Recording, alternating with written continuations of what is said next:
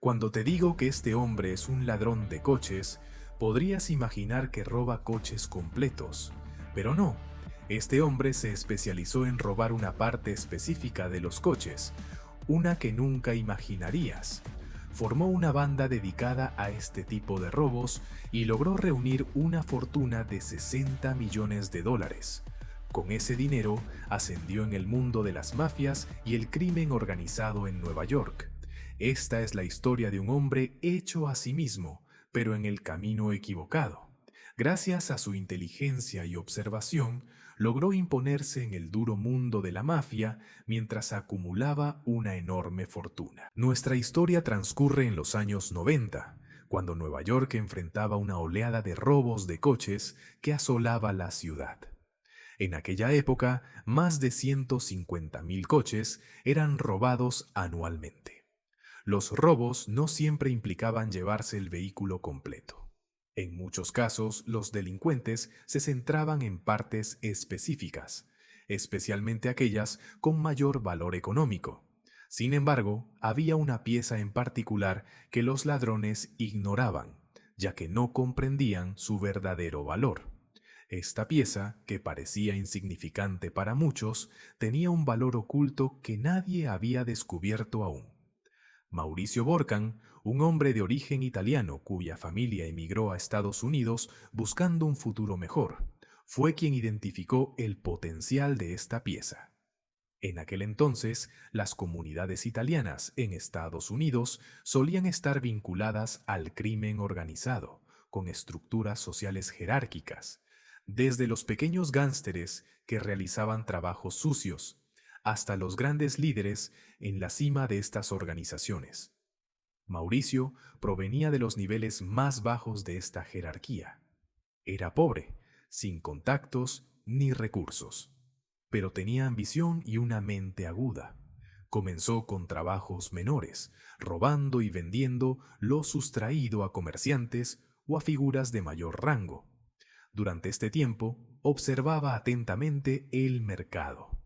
Identificaba qué productos eran más demandados, cuáles tenían los precios más altos y cuáles eran más fáciles de obtener. Aprovechaba cada oportunidad para aprender de los hijos de los líderes y comerciantes, absorbiendo conocimientos sobre el funcionamiento del negocio. Finalmente, Mauricio decidió centrarse en el sector de las autopartes. Percibió que este campo era lucrativo y adecuado para sus habilidades. Con el tiempo, adquirió experiencia y entendió los entresijos del mercado. Fue entonces cuando dio el salto y decidió pasar al nivel de los comerciantes. Así comenzó a construir un imperio basado en la venta de autopartes robadas. Su aguda observación y habilidad para identificar oportunidades lo llevaron a ascender en la jerarquía del crimen organizado. Mauricio pasó de ser un simple ladrón a un comerciante respetado en el inframundo, consolidando su lugar en el mundo del crimen en Nueva York, donde construyó una fortuna y un legado en el entorno más desafiante y peligroso. Entonces empezó a comprar piezas de coche a los ladrones. Sabía qué piezas eran las más demandadas y las que tenían el mayor margen de beneficio. Incluso al principio solía vender piezas desde el maletero de su coche. Utilizaba el coche como si fuera un coche de juguete. Tienda de móviles. Imagínese, por ejemplo, una pieza que solía comprar por $10, la vendía por $100. Entonces la ganancia para él no era... Es una locura, su negocio se desarrolló rápidamente y su dinero aumentó. Y tan pronto como tenía suficiente dinero y abrió una tienda en 1994, porque la tienda le daría una fachada legal y facilitaría su negocio. Quiero decir, antes solía comprar y vender en las calles, y esto siempre lo exponía al peligro y a la corrupción, a los que trabajan en las mafias y el crimen. La organización sabe que el primer paso que debes dar si quieres convertirte en un comerciante de éxito en el mundo de las bandas es abrir una tienda propia o un frente legítimo y legal a través del cual puedas trabajar más cómodamente en Mauritania. Coches, y para que la tienda pareciera más real, compró repuestos reales de empresas, es decir, piezas. No son robadas, por lo que incluso si la policía o las autoridades vinieran y registraran la tienda por cualquier motivo, encontrarían repuestos reales, facturas y tratos con empresas, para que nadie sospechara de él. Después de haber creado una fachada legal para sí mismo y de haberse cubierto completamente de frente, ahora tiene que prestar atención a la parte trasera en el mundo de las mafias. Siempre hay alguien por encima de ti. Así que si quieres trabajar cómodo en un área determinada y en un campo determinado, como el automotriz, tienes que pagar. Y Mauricio lo sabía, por eso siempre arreglaba sus asuntos con los de arriba. A él, y le pagaba a la mafia periódicamente. Este dinero no era solo para que lo dejaran en paz. No, este dinero era como dinero de protección, es decir, que estaba bajo su protección o bajo la protección del líder que controla esta zona. Así funcionan las cosas en este mundo. Por eso lo llaman crimen organizado. El negocio de Mauricio siguió floreciendo y creciendo y tenía relaciones más sólidas con los pequeños ladrones. Siempre estaba atento a los artículos caros, como el airbag que sale. Cuando ocurre un accidente, esta es la pieza que hace que Mauricio se convierta en uno de los traficantes de la mafia más ricos y su fortuna alcance más de 60 millones de dólares. Creo que todavía estás sorprendido y no entiendes cómo una pieza como un airbag puede conseguir todo esto. Dinero. Déjame contarte cómo Mauricio se dio cuenta de que el airbag es una de las piezas más fáciles de robar del coche. El ladrón puede robar el airbag en menos de un minuto. Por supuesto, el airbag es pequeño y fácil de robar. Esconderse en una bolsa. Por lo tanto, le resulta fácil robar grandes cantidades de airbags en poco tiempo. Por ejemplo, si hay un estacionamiento frente a usted con 30 autos, puede robar todos los airbags de esos autos en menos de media hora, a diferencia de si quisieras robar un coche entero, por ejemplo, o quisieras robar piezas grandes. Esto también añade una parte importante al proceso. Rastrear los airbags es mucho más difícil que rastrear coches enteros y piezas grandes. Imagínense que en esa época ni siquiera los airbags tenían números de serie. Después de que te lo roban, es imposible rastrearlo. Y por supuesto es fácil ocultarlo y guardarlo porque son piezas pequeñas, y por supuesto las más. Lo importante es que es caro. El precio de un airbag solía alcanzar los $1,000 o $2,000, y a veces más, y el dinero en aquella época valía el doble de lo que vale hoy. Todas estas razones hicieron del airbag la pieza perfecta para que Mauricio construyera su imperio. Su tamaño compacto, su alta demanda y la ausencia de números de serie los convertían en un objetivo ideal. Aunque al principio Mauricio no previó todos los beneficios que le traería este negocio, no tardó en darse cuenta de su potencial. Lo primero que hizo fue estudiar los airbags a fondo. Aprendió sobre sus tipos, cómo desmontarlos, instalarlos y su mercado. Posteriormente, fundó un grupo especializado de ladrones. Mauricio seleccionó personalmente a los mejores miembros, basándose en su experiencia previa trabajando con ellos. Les enseñó a desmontar airbags de manera rápida y profesional, formando así un equipo eficiente. Este grupo empezó a trabajar activamente, robando airbags y llevándolos al taller de Mauricio. Desde el principio, la operación mostró un éxito rotundo. La cantidad de airbags recolectados era enorme y la demanda en el mercado superaba las expectativas. Los principales clientes de Mauricio eran mecánicos y dueños de talleres de reparación de automóviles. Él sabía que mantener la lealtad de sus clientes y socios era crucial, por lo que solía pagarles generosamente. A pesar de ello, su margen de ganancia era impresionante. Compraba airbags por alrededor de $200 y los vendía por $1,000 o incluso $2,000. Pronto, la policía de Nueva York empezó a notar una tendencia peculiar. Llegaban reportes de robos en los que los coches estaban intactos, excepto por la desaparición de los airbags. Las investigaciones revelaron que rastrear los airbags era prácticamente imposible debido a la ausencia de números de serie. Además, su tamaño compacto y la rapidez con la que podían ser robados complicaban la captura de los delincuentes. Con el tiempo, la policía identificó que los airbags alcanzaban precios exorbitantes, lo que dejó claro que había una organización detrás de estas operaciones. Aunque lograron arrestar a algunos ladrones, ninguno confesó quién los dirigía. La mayoría alegaba trabajar por su cuenta, lo cual era estratégico, ya que el robo de airbags se consideraba un delito menor. Los detenidos solo pasaban unas horas en prisión y salían tras pagar multas e indemnizaciones, sin ningún castigo significativo que los disuadiera o los obligara a revelar información. Mientras la policía se encontraba frustrada y confundida, Mauricio vivía su sueño sin preocupaciones.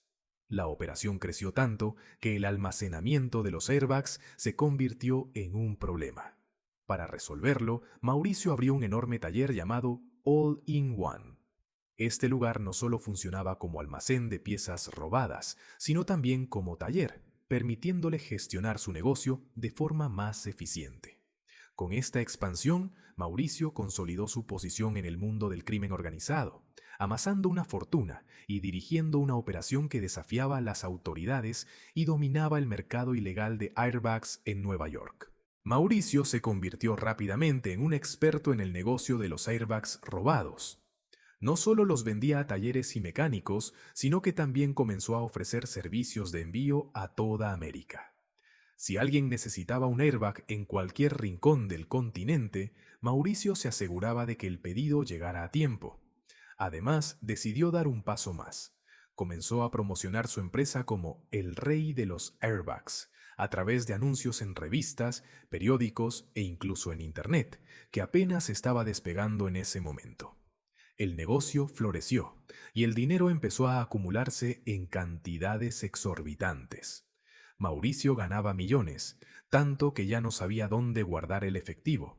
Sin embargo, con tanto dinero circulando, comenzó a temer que las autoridades lo investigaran. Para evitar problemas fiscales, decidió contratar a Eileen, una amiga de la secundaria que era contadora. Aunque al principio ella sospechó que el negocio no era del todo limpio, Mauricio la convenció ofreciéndole un generoso salario. Eileen, además de encargarse de organizar las finanzas, le aconsejó a Mauricio que utilizara cheques en lugar de efectivo para las transacciones. Esto daría más legitimidad al negocio. Así Mauricio contrató una empresa de pagos con cheques y todos los empleados, incluidos los ladrones, comenzaron a recibir sus pagos de esta manera. Este movimiento ayudó a que el negocio pareciera más legal a los ojos de cualquier auditoría externa. A medida que la operación crecía, Mauricio decidió alejarse del lado sucio del negocio. Antes, él mismo se encargaba de manejar a los ladrones, pero ahora promovió a 3 de ellos a posiciones de liderazgo. Estos se convirtieron en sus asistentes más cercanos y asumieron la gestión de los robos y la logística, mientras que Mauricio se enfocaba en la dirección estratégica. La eficiencia del negocio era impresionante. Si un cliente solicitaba un airbag que no estaba disponible en el almacén, los ladrones se aseguraban de robar uno del mismo modelo ese mismo día. Era un servicio más rápido que el de las agencias oficiales, entregando airbags en menos de 24 horas. Mauricio había creado un sistema que no solo satisfacía la demanda, sino que literalmente la controlaba. Lo más irónico era que él mismo generaba el problema y la solución. Los airbags eran robados por la noche, y al día siguiente los dueños de los autos acudían al taller de Mauricio para comprar uno nuevo. Esta combinación de oferta y demanda le permitió obtener ganancias astronómicas y consolidarse como un líder en el mercado ilegal. El éxito de Mauricio no pasó desapercibido. Su empresa recibió un reconocimiento como el comerciante del año. Desde fuera, parecía un hombre trabajador y visionario que había logrado construir un imperio desde cero. Su riqueza creció tanto que se convirtió en una de las personas más ricas dentro del mundo del crimen organizado en Nueva York. Compró casas lujosas, coches deportivos y comenzó a disfrutar de una vida de lujo. Sin embargo, para Mauricio esto no era suficiente. Aunque había acumulado una fortuna, anhelaba algo más: respeto y estatus en el mundo de las mafias. En este ámbito, el respeto estaba reservado para aquellos que pertenecían a familias de líderes, y Mauricio no tenía ninguna conexión. Provenía de una familia humilde, sin vínculos con las élites mafiosas. Para alcanzar esa posición, sabía que debía ganarse un lugar dentro de una de esas familias. Mauricio conoció a Carol Montana, hija de uno de los líderes más poderosos. Aunque Carol era hermosa y tenía muchas cualidades admirables, parecía que lo que más le interesaba a Mauricio era su posición como hija de un líder mafioso. Esto lo llevó a acercarse a ella con admiración estratégica. Su plan funcionó y no solo ganó su interés, sino también el respeto del padre de Carol, quien estaba impresionado por el éxito que Mauricio había alcanzado por sí mismo. El líder aceptó el compromiso y Mauricio y Carol se prometieron. Con esto, parecía que Mauricio había alcanzado todos sus objetivos: riqueza, estatus y una esposa dentro de una familia poderosa. Sin embargo, en el mundo del crimen, incluso cuando todo parece perfecto, el peligro está siempre al acecho. La policía arrestó a uno de los ladrones que trabajaba para Mauricio, y aunque normalmente estos casos terminaban con multas menores, esta vez fue diferente. El ladrón había cometido un asalto violento mientras robaba un airbag, lo que lo colocó en una situación grave. Para evitar una larga condena, el ladrón decidió colaborar con la policía y les proporcionó toda la información sobre el imperio de Mauricio. Reveló cómo funcionaba la operación y dio detalles clave que ayudaron a las autoridades a organizar un plan para atraparlo. La policía comenzó a vigilar el taller de Mauricio, observando cómo personas llevaban bolsas grandes al lugar y salían sin ellas. Estaban seguros de que esas bolsas contenían airbags robados, así que empezaron a preparar una emboscada. Sin embargo, Mauricio, siempre precavido, había instalado cámaras de seguridad alrededor del taller. Al notar la presencia de la camioneta de la policía, actuó rápidamente. Ordenó a sus ayudantes que detuvieran inmediatamente el suministro de piezas robadas al taller. Luego, mientras lo seguían, utilizó una táctica clásica de evasión: girar 3 veces a la derecha. Esto confirmaba si alguien lo estaba siguiendo, y al ver que el coche detrás de él repetía los mismos movimientos, supo que era la policía. Mauricio se volvió aún más cuidadoso. Ordenó a su equipo que almacenara los airbags en otro lugar y dejó de usar el taller como punto central de operaciones. Durante meses, la policía no pudo encontrar pruebas contra él. Incluso intentaron infiltrar un agente encubierto que le ofreció venderle un airbag, pero Mauricio rechazó la oferta. Era muy selectivo con las personas con las que trabajaba y no aceptaba a desconocidos en su círculo. La policía siguió intentando atrapar a Mauricio, incluso buscando a alguien que pudiera infiltrarse en su organización. Sin embargo, Mauricio siempre estaba un paso adelante. Sus investigaciones continuaron durante 1 año y medio sin éxito. Finalmente, en 1997, algo cambió. La empresa japonesa Honda decidió implementar números de serie en sus airbags y coches.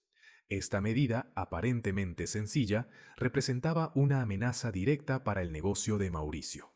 Ahora, cada airbag robado podía rastrearse hasta el vehículo del que había sido extraído, lo que complicaba enormemente la venta de piezas ilegales. Esto marcó el principio del fin para el imperio de Mauricio. Aunque su astucia lo había mantenido fuera del alcance de la ley durante años, los cambios tecnológicos y la persistencia policial comenzaban a cerrarle las puertas.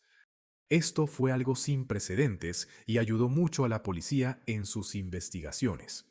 Ahora, si lograban recuperar un airbag de Honda, podían rastrear su origen y determinar si era un repuesto legítimo o robado. Por ello, los investigadores comenzaron a centrarse en coches Honda, y cuando uno era robado, registraban el número de serie del airbag sustraído en una lista especial. Luego contactaron a la empresa All in Uno de Mauricio solicitando airbags de los mismos modelos. Al llegar estos airbags, pudieron confirmar que al menos uno coincidía con los números de serie de la lista, demostrando que era robado. Esta fue la primera prueba contundente tras 1 año y medio de investigaciones. Sin embargo, querían recopilar más evidencia antes de proceder con los arrestos. Obtuvieron una orden judicial para inspeccionar los paquetes enviados por la empresa de Mauricio. Esto les permitió abrir los paquetes de forma secreta, verificar su contenido y luego cerrarlos como si no hubiesen sido manipulados. Durante estas inspecciones, confirmaron que la empresa de Mauricio enviaba una gran cantidad de airbags robados a todo Estados Unidos. Con estas pruebas iniciales, los investigadores decidieron examinar los registros financieros de la empresa. Esto los llevó a la compañía de cheques utilizada por Mauricio. Esta empresa cobraba los cheques entregados por los empleados y los ladrones que trabajaban para él. Mauricio había registrado a los ladrones como empleados legítimos, pero lo que no sabía era que la compañía de cheques fotografiaba cada transacción. Tomaban imágenes tanto del cheque como de la persona que recibía el dinero, gracias a una cámara colocada frente al cajero. Estas fotografías mostraban a Mauricio y a sus colaboradores en acción, confirmando que trabajaban directamente con los ladrones. La estrategia de Mauricio, que buscaba aparentar legitimidad al usar la compañía de cheques, terminó por incriminarlo. Ahora, los investigadores tenían pruebas irrefutables contra él y su red. Tras 18 meses de trabajo, decidieron actuar. Con una orden de arresto en mano, un equipo de policías e investigadores se dirigió a la casa de Mauricio. Al llegar, derribaron la puerta y comenzaron a registrar las habitaciones. Sin embargo, para su sorpresa y preocupación, la casa estaba completamente vacía. Esto indicaba que Mauricio se había enterado del operativo y había logrado escapar, probablemente hacia otro país. Mientras revisaban la casa, encontraron una mesa decorada con regalos. Al observarla más de cerca, se dieron cuenta de que eran regalos de boda. Esto sugería que Mauricio había estado planeando casarse, lo que podría complicar aún más su búsqueda. A pesar de sus esfuerzos, los investigadores perdieron la oportunidad de capturarlo en ese momento, pero las pruebas acumuladas aseguraban que su red pronto enfrentaría las consecuencias. Mauricio estaba a punto de casarse, y entre los regalos había detalles para los 6 invitados a la boda, que incluían nombres de jefes de la mafia y conocidos del mundo del crimen organizado, así como algunos ladrones de airbags que trabajaban para él. La policía ya conocía a muchos de ellos gracias a las investigaciones previas. También estaban los nombres de los padres de Mauricio junto a sus números de teléfono. La policía decidió comunicarse con su madre para intentar obtener su ubicación. Un agente la llamó, haciéndose pasar por alguien preocupado, y le dijo que la casa de Mauricio había sido asaltada. La madre, preocupada, reveló que Mauricio estaba de luna de miel con su esposa en una isla de Hawái y les dio su número de teléfono. La amante de Mauricio lo llamó para alertarlo del supuesto asalto, y durante la llamada lograron rastrear su ubicación hasta un resort en Maui, Hawái. La policía contactó al FBI en Hawái, quienes actuaron rápidamente. Identificaron el resort y el número de habitación donde se hospedaba Mauricio. Entraron por la fuerza y lo arrestaron en medio de su luna de miel. Este arresto marcó el fin del imperio de los airbags. Se estima que Mauricio y su banda robaron entre 40.000 y 50.000 airbags a lo largo de su operación, acumulando una riqueza de alrededor de 60 millones de dólares. En ese tiempo, el valor del dinero era el doble de lo que es hoy, lo que hacía aún más impresionante la magnitud del negocio. Sin embargo, tras su arresto, la mayoría de sus bienes fueron confiscados. Aunque no se sabe si logró esconder parte de su riqueza, fue condenado a 10 años de prisión por lavado de dinero y planificación de robos. Sorprendentemente, la sentencia fue relativamente baja en comparación con otros casos, probablemente porque las operaciones se llevaron a cabo sin armas, violencia ni peligro directo. Más tarde, al buscar información sobre Mauricio, apareció una página de LinkedIn donde se describía como gerente de operaciones con amplia experiencia en el sector automovilístico y habilidades en gestión y ventas. Su historia, aunque impactante, muestra su astucia en los negocios. Con esto llegamos al final de la historia. Si te gustó, no olvides darle a me gusta, suscribirte al canal y activar la campanita. También puedes ver otros videos interesantes en el canal. Nos vemos en el próximo. Adiós.